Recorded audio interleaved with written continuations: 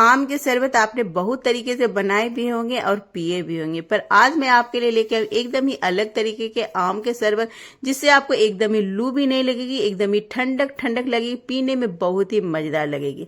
तो हेलो दोस्तों, आपका अपना चैनल अमिता शंकर के चैनल में आपका स्वागत है। मैं अमिता आज आपके लेके आई हूँ गर्मी की तपती गर्मी में एकदम ही स्वादिष्ट ठंडी ठंडी शरबत, जिसे कि आपको लू नहीं लगेगी।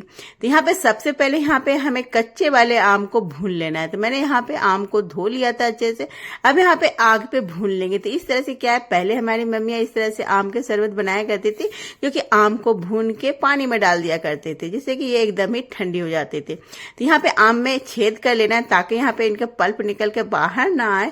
अच्छे से यहाँ पे सॉफ्ट होने तक, मुलायम होने तक आम को भून लेना है आग में। अब इनको डाल देना है पानी में। अब इनको आप 4 से 6 घंटे कम से कम तो रखिएगा। अगर ज्यादा टाइम रखते हैं तो अच्छी बात है। इससे क्या है, ये इसकी आम की गर्मी पूरी तरह से निकल जाएगी। इधर जब तक हम यहाँ पे एक नारियल लेंगे, नारियल का जो है इस शरबत में स्वाद कई गुना बढ़ा देगा। तो नारियल तो तोड़ना थोड़ा सा मुश्किल होता है, तो अगर आप तोड़ पाते हैं तो इस तरह से, जिस तरह से मैं दिखा रही हूँ, इस तरह से नारियल को तोड़िएगा। क्योंकि हम जो है कि बिहारी है, तो बिहारियों के क्या है, हर चीज मजबूत वाले काम करने की आदत होती है। तो मैंने यहाँ पे नारियल को तोड़ लिया है हथौड़ी से मारते हुए, 2 टुकड़े मैंने अलग कर लिया है।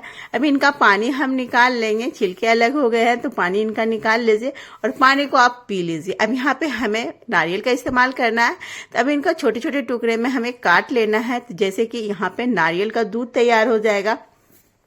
तो यहाँ पे मैंने आधे नारियल का इस्तेमाल किया है, मीडियम साइज के नारियल के आधे नारियल का इस्तेमाल करना है। तो यहाँ पे छोटे बड़े टुकड़े जो है कट कर लेंगे हम नारियल को इसी तरह से। तो ये शरबत एकदम ही मजेदार लगते हैं, एक बार बना के देखिएगा, फिर बार बार आप पीना पसंद करेंगे। अब यहाँ पे देख सकते हैं आम अच्छे से ठंडे हो गए। यहाँ पे 6 से 8 घंटे आम के पानी में डूबे हुए गए हैं। अब इनके छिलके को अलग कर लेंगे और आम के जो गुद्दे हैं, जो पल्प है, इनको हमें अलग कर लेना है। तो ये शरबत बहुत ही सिंपल और आसान है और पीने में बहुत ही मजेदार है। जब तक गर्मी है तो जरूर पीजिएगा इस तरह के शरबत, जो कि आपको सेहत के साथ, स्वाद के साथ फायदेमंद भी होती है। तो यहाँ पे मैंने सारे ही पल्प को निकाल लिया है। अब यहाँ पे लेंगे एक मिक्सी के जार, इनमें डाल देंगे नारियल जो बारीक हमने चॉप किया था वो। अब जो पल्प हमने निकाले थे आम वाले, ये हम डाल लेंगे। इनमें डालेंगे हम यहाँ पे 2 हरी मिर्च या 1 लीजिएगा अपने स्वाद के अनुसार। यहाँ पे नमक डाल लीजिए, भुना हुआ जीरा पाउडर डालेंगे।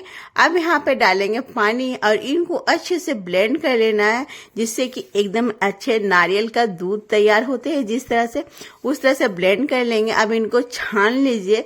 अब मिक्सी के जार को धो के दोबारा हम डाल लेंगे इन्हीं में, और छानने के बाद जो हमारे मोटे चम्स निकलेंगे उनको दोबारा भी आप मिक्सी जार में डाल के पीस सकते हैं। क्योंकि यहाँ पे जो नारियल के टुकड़े थोड़े रह भी जाते हैं, तो दोबारा भी आप पीस सकते हैं। और इनको अच्छे से हम छान लेंगे पूरी तरह से।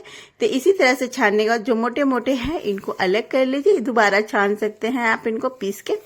अब इनमें हम डालेंगे यहाँ पे शुगर पाउडर। तो जितना मीठा पसंद करते हैं उतना डालिएगा आप। मैंने यहाँ पे 2 चम्मच शुगर पाउडर का इस्तेमाल किया है। अब यहाँ पे मिक्स कर लेंगे अच्छे से, ताकि चीनी जो पाउडर है वो अच्छे से घुल मिल जाए हमारे शरबत में। अब इनके ऊपर हम डालेंगे ढेर सारा हरा धनिया, और ये तैयार है हमारे शरबत, जो कि स्वाद के साथ सेहतमंद भी है।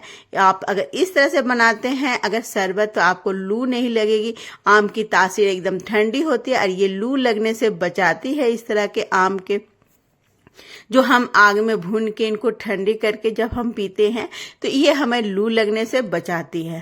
तो देख सकते हैं ये तैयार है एकदम ही नारियल और कच्चे वाले आम को पका के जो शरबत बनाए हैं, इनको सर्व कीजिए, ठंडा ठंडा सर्व कीजिए। यहाँ पे डालेंगे आइस क्यूब और शरबत डालिए, और इस तपती गर्मी में आप पी के देखिए, मजा ना आ जाए तो कहिएगा। बहुत ही स्वाद के साथ सेहतमंद है। तो इस तरह से बनाइए, एंजॉय कीजिए। कैसी लगी हमारी रेसिपी लाइक कीजिए, कमेंट कीजिएगा, शेयर कीजिएगा अपने दोस्तों रिलेटिव के साथ, और एंजॉय कीजिए। अच्छी लगी तो कमेंट कीजिएगा, जरूर भूलिएगा मत। Bye bye.